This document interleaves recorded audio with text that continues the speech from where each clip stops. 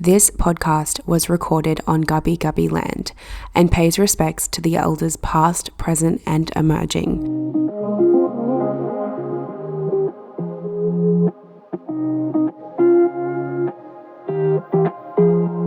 Hello and good morning if you're listening to this in real time. It's almost the weekend, it's Friday, and I'm hoping that you're looking forward to the weekend ahead. I sure am, not that I've got lots of plans on, but I'm just really excited to just chill out, even though I've kind of been doing that a lot this week. But I'll get into that soon. If you are new here, welcome. I am so grateful that you're listening. Today we're going to be talking about how to stay productive during your luteal phase. If you're not sure what the luteal phase is, it's the phase that lasts 2 weeks between ovulation and your bleed, so your period. And as we know, that last week of the luteal phase can be a huge struggle for a lot of women. So I want to bring in some tips in how, when I'm not pregnant, I would usually create this to be a very productive phase in my life and kind of plan for it, so that it doesn't get to this time when a lot of overwhelm can creep in easily. Firstly, I'm going to give you a little update on just what's going on in my life. And I also just want to remind you, I do have a free Living in Sync ebook that is available on my website. So in last week's episode, I was saying, if you just go over to my main page, you'll see the pop-up and you can download it from there. But I've actually just integrated it as a product into my website, which makes way more sense. And that just shows pregnancy brain for you. So if you want that, I will leave that linked below for you. That's a free download. And let's just see how we go getting through this episode, because my cat is in here. He's hungry. I've fed him, but he's just in one of those moods where he's trying to eat the cords to everything. So probably going to have to intermittently stop a few times while I'm recording, but we'll just see how I go. Other than that, this week has been, honestly, in pregnancy, I've been having such an incredible pregnancy, as I've shared along the way, but I want to keep it real and raw with you guys. And honestly, this week has been a really tough one for me. I just feel like a lot of hormonal fluctuations. I've been emotional. I've had little things just set me off and just get really upset about it. The whole day I'll just cry. It's crazy, and it's been a little bit to deal with and navigate. And I think one thing my nana reminded me on the phone the other day was, it's actually okay to slow down and you don't have to feel bad about it. And I didn't realize how much I was actually, which is funnily enough with what I'm always sharing about the cycle and all the things, but I am such a productive and on the go, full of energy person. And I actually didn't realize how much I was making it wrong, that I actually just needed to just have a week of maybe not so much doing business, maybe not being productive, maybe not tidying the house and keeping it up to the standard that I usually would. And it's not to say moving through the rest of my pregnancy using it as an excuse and not coming back to those standards and not taking the time to be productive again, but it's just honoring that this week, that's actually what my body needed, was to just ask for help from those around me and allow it to be okay. So that was a really nice reflection from my nana, because I feel like I really needed that, because I just didn't realize how hard I was being on myself. But yes, so it's been a bit of a tough week this week. I'm in my 3rd trimester now. But I also am just totally not going to feed into that being my normal still. I feel like it's anything. I mean, look at our cycle as women, right? We ebb and flow throughout the entire month. And same goes, I feel, with pregnancy. I'm not just going to be oh, it's all over, Red Rover. Now my 3rd trimester is going to be shit. I'm just simply accepting that I've had a couple of days that haven't felt the best, but we're going to just keep on being as positive as possible and move forward with, positivity. But let's move into the tips of how to have a productive luteal phase. So this phase, as I've mentioned before, is a phase of completion. We relate it to the autumn time. So autumn is when the leaves are falling from the trees in that season, and it's kind of that energy of just letting go of the old and we're about to step into the new, if pregnancy doesn't occur, of course. But the energy of this, a way that I'm just going to share with you how I love to prepare for this phase. So one way that I love preparing for a productive luteal phase is by meal prepping. And it doesn't have to be meal prepping in the sense that you're eating the same thing every single day, but how could you even meal prep, say, some snacks and some just a couple of meals here and there? It doesn't have to be every single thing to a T, calling in your highest organized self, because some people that just doesn't come naturally, and that's actually okay. But it's also about like taking a bit of responsibility for how you know that you'll feel in your luteal phase. So overwhelm is like a really big one that comes up for a lot of people. Stress, anxiety, sometimes feeling like super sad and just like lots of emotions can come up in this phase. And I'm not going to go into the energetics of that, but if you are like interested more in learning about your phases, honestly start with that free ebook. It's just such a great like tool for you to just start beginning to sort of have like the tangible of what's going on. But anyway, if you are meal prepping, like for me, something that I do every single week is on a Sunday, I meal prep some snacks. So that could look like muffins, banana bread, homemade sausage rolls, things like that. I also meal prep usually like just the like cut up the vegetables. If we're having roast vegetables, I'll probably like pre-roast them and then have them in the container, depending on what we're having that week, right? Like it really depends. I'm not someone who's going to eat the same meal every week. And of course with your cycle, you can eat in alignment with your cycle as well to really support your phases. But at the moment, I'm just really focusing on like nutritious and nourishing, which is a great way to focus anyway.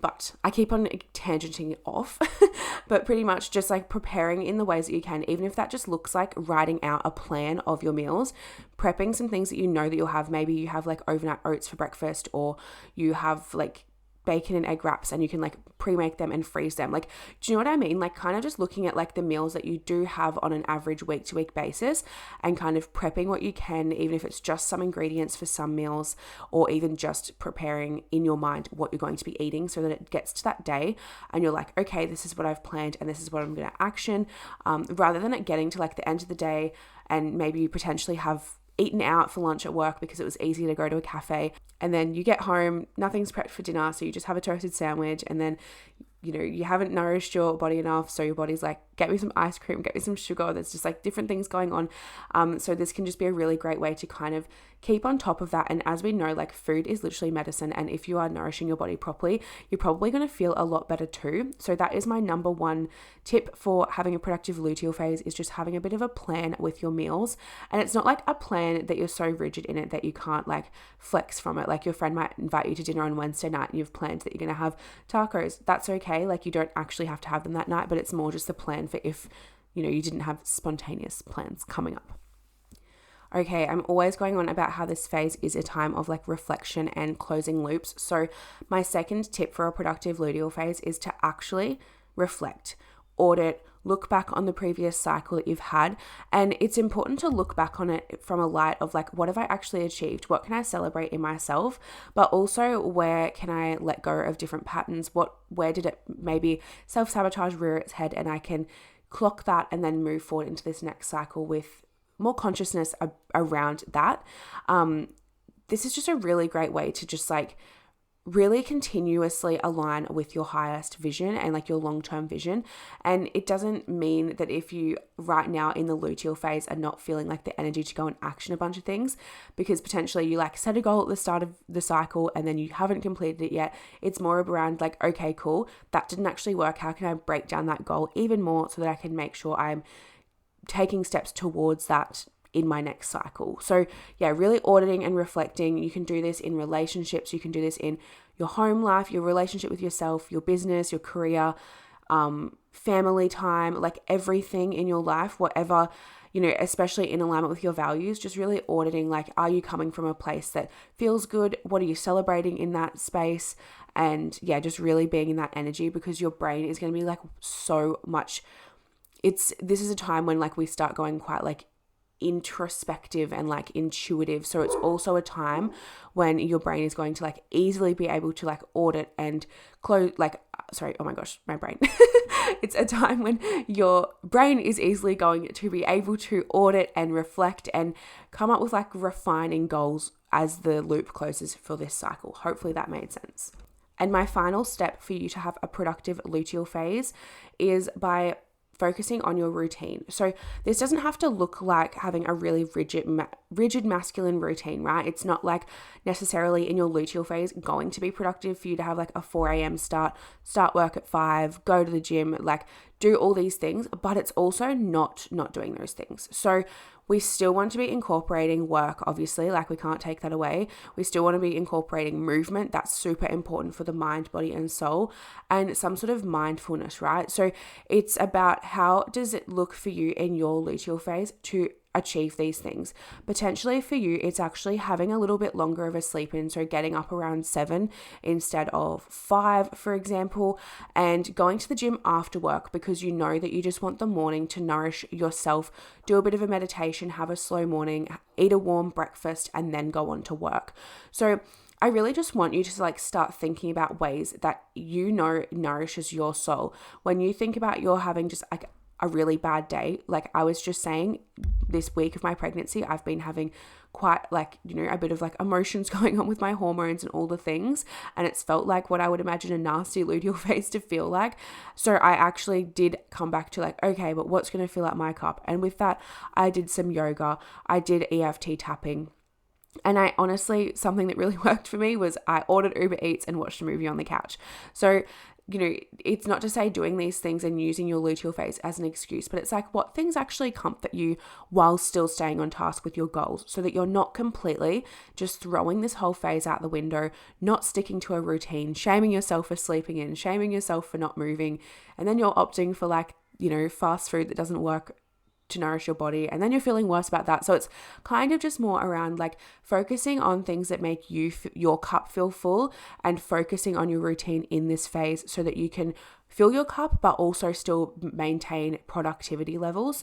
Of course, like this is a time when like, at work, if you can incorporate say like a couple of breaks to just go outside and get some sun or just different things like that, like it's going to be so beneficial because you're going to be more productive if you can kind of even bring in like the Pomodoro technique to your workplace, if that's possible, to just kind of do 45-minute stint and then have like 5 minutes away from the computer or whatever it is that you're doing, just to maintain that productivity. Obviously, depending on your career and like what you do, it's going to be different for everyone, but I'm sure you can apply it.